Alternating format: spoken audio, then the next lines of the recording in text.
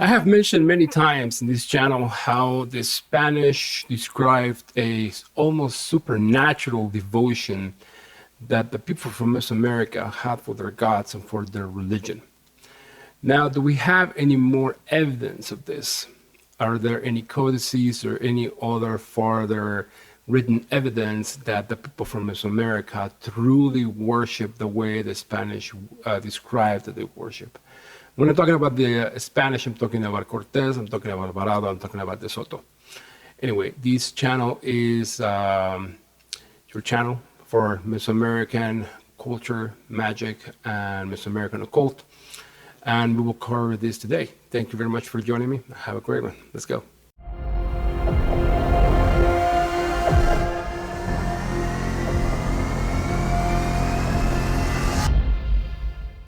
Now, one clear example that we have of the personification between people and gods, at least as far as the Aztec or the Maya, is the priesthood and even the warriors. The priest, of course, took on the personification of particular gods, and they represented themselves as those particular gods. And so the Jaguar Knights, like I described in the episode of the Jaguar Knights. For example, the priest of,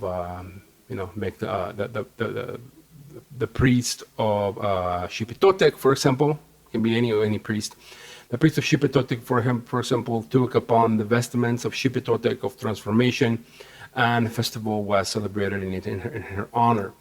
The Ociotl, or the Jaguar Knights, also took upon the regalia of the jaguars, and they were able to represent the jaguar in the battlefield.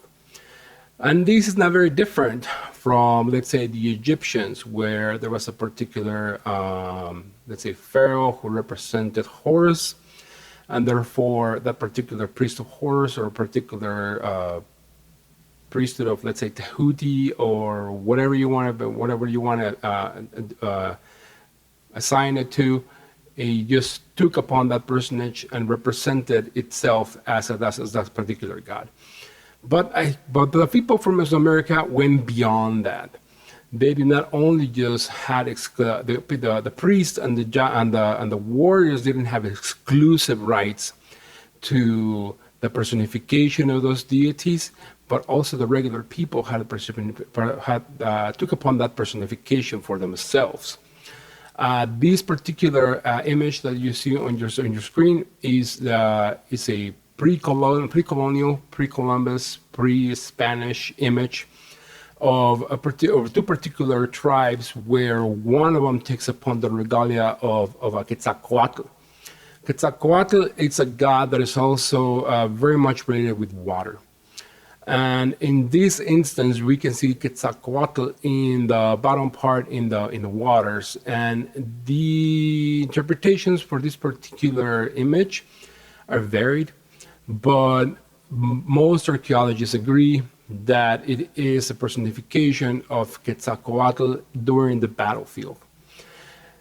But then again, we go back to the personification of people in war.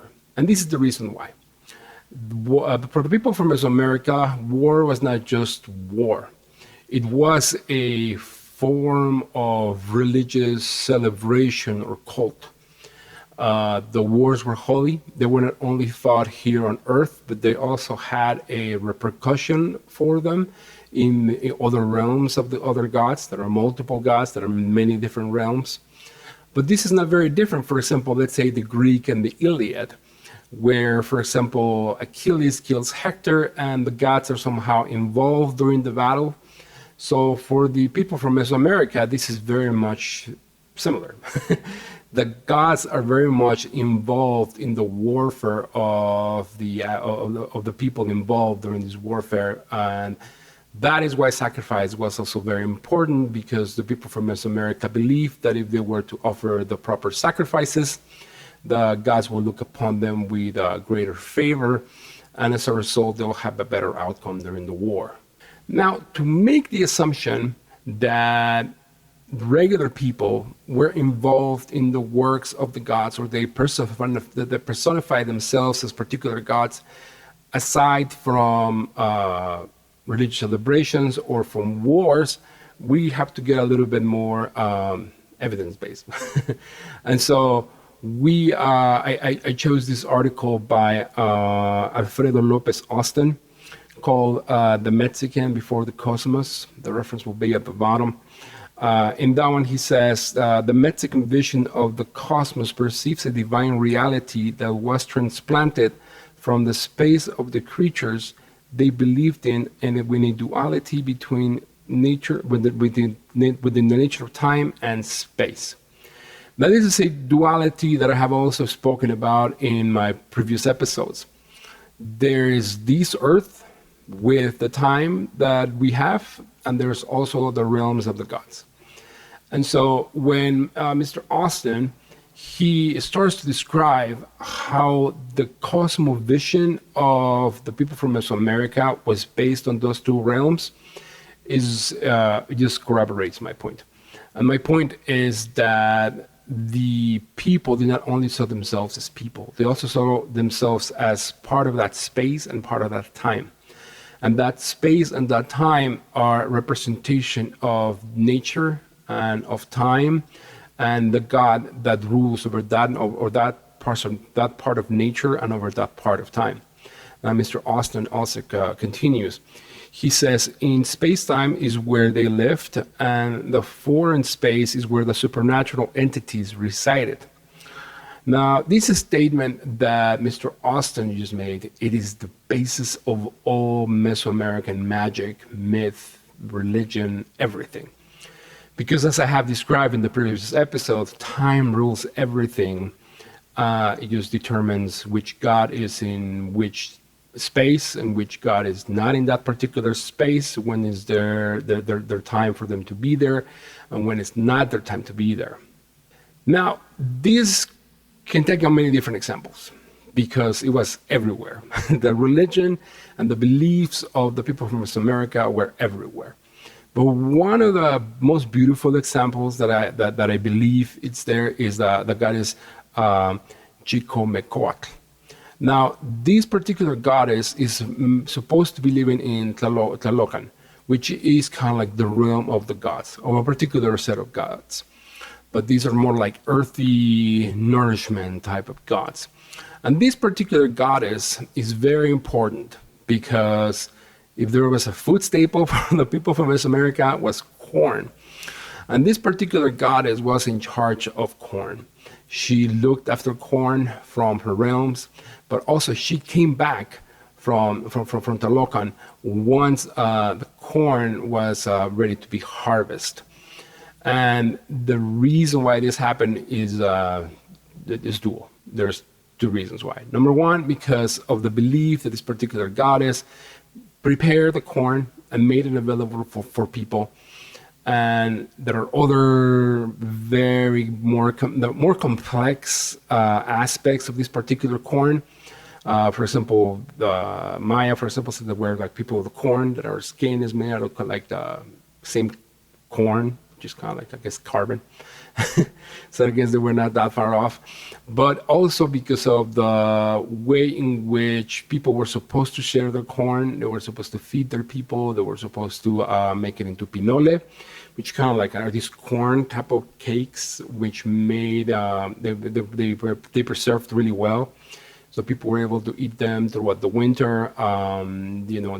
They prepare them for trips. This was the food staple of the Aztec army when they had to travel. The Aztec army went everywhere, to the Maya regions, to southern United States, with the Otomi, with the Apache, with the Navajo. There has been some communication. There have been some evidence up in Chaco Canyon of some Aztec or Chichimecan type of trips. And this also, particularly because of what has been found in Chaco Canyon, like food and particular gems like obsidian. And so the Aztecs used that corn everywhere, and so did the Maya, and so did the many other nations that now are in Mexico and Guatemala, some in El Salvador. And so this goddess and this particular rite was very important. And the reason why, and then it was celebrated once the corn was harvested or prior to before it was harvested.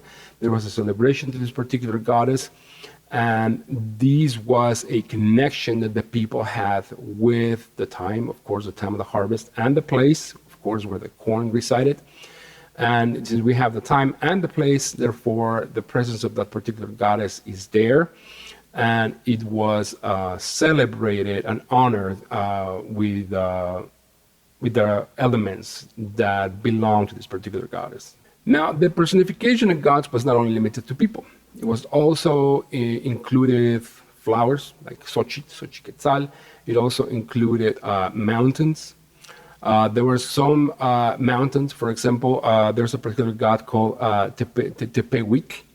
And that particular mountain god was also celebrated during the ceremony of the mountains.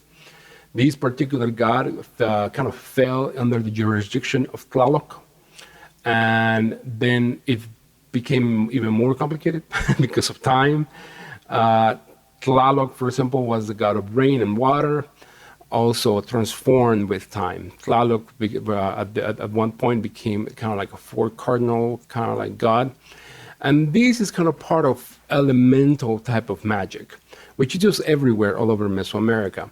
Because as time passes by, water, of course, comes into every single one of the seasons. And each one of the seasons can be seen as a cardinal type of season. For example, summer, since it's hot, belongs to the sun, because the sun is in the meridian and in the south, and it's just hot. And so therefore, it is associated with the summer. And so therefore, Tlaloc takes in a four cardinal type of jurisdiction. And so time and space just make everything move and mutate, and it can be celebrated and it can be just understood.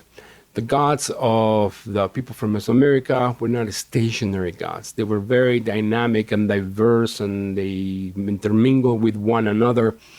The Greeks, for example, had the Persephone, and which also kind of moved within the seasons of time. But for the people from Mesoamerica, their theology was way more diverse. It was more and more alive because it was not as predictable. There were many different gods. There were many different natural aspects that were celebrated and honored. And also, sometimes they took, a little bit more darker aspects, kind of like in war or sacrifice. But of course, there was also a very important meaning behind that particular sacrifice and that particular war. And of course, the harvesting of corn or the honoring of a mountain who feeds the people because they're able to plant there, they're able to get their water from the rivers. And so there was a more direct connection between nature and the people. Anyway, I hope you liked this episode. Please like and subscribe. I will really appreciate it. If you can share, that would be even better. It will be nice to share this message with more people. I really appreciate it. Thank you very much. Have a great one. Bye-bye.